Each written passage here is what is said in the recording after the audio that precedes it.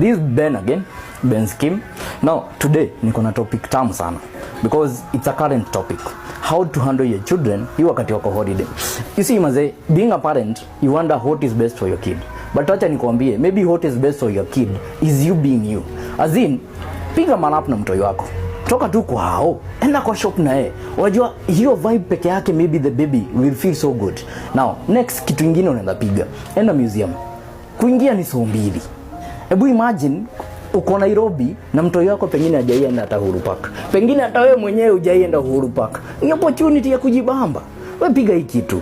Toka tu unaishi Kitengela, unaishi wapi? Everywhere side Nairobi imefunguka. Hata huko Ushago bado kumefunguka. Find a place, enda tu just do something with your baby. Because shule full time, mtoi anatoka shule anafika home, amechoka, amelala. So hakuna time anapata na time na wewe. Okay, sijakataa. Piga haso yako. But Sunday iko. Monday night saa mtoi akugoje. Umuulize, "Hey daddy uko aje?" Wacha uone ana grow. Wacha usikie amesema jina ya kwanza, ya pili, ya tatu. Just spend more time with your babies. Because unapata pengine mtoi amefika teenage na hata hajui kuapproach mtu, hata hajui kuapproach mzazi. That's your job. Enda pale, fikiria mtoi tunafaa tuongelele nini at this age. Monitor mtoi wako, growth yake, mentality yake anaenda aje. Ukigoje tena shule unaanza kufikiria recreation zingine. Mwambie tu baby, kuja hapa nikucholee kitu na wewe upige kara. Kama ni mkubwa naambie kuja hapa nikuonyeshe movie za kuwatch. As in kesho atakuwa anakuambia, "Eh daddy, ni aje? Leo tutawatch nini?"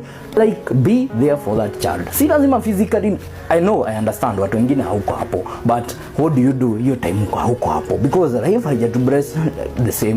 Pengine life haijajipa the same. Financially, mentally, time, nini kila kitu. Pengine haiko the same. But what you choose for a child is what determines what that child become to those children yenye watapata. Wajukuu wako unataka wariziwa aje. Set the pace. Acha kukufunzwa na dunia ukiwa. Juu dunia ni rough. Na wewe pia unajua venye iko. Mfunze tu mapema. This is how the world is. This is how people are. Do your thing na utapata mtoi wangu ana grofiti.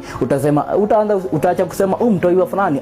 Anza wako, mpe baraka, mfanyie nini, mwambie mtoi wangu uko breast. Wacha kukas. So these are the things unaenda piga 1 2 unapata mtoi wako analiziwa fiti, anakuwa poa, ana grow venye unataka. So endelea ku like, endelea ku comment, endelea kuuliza topics zenye unataka, zenye unasikia zina kuhound, zina kufanyia nini. We are here for you. Subscribe na uendelee kutufollow kila pahali. Asante.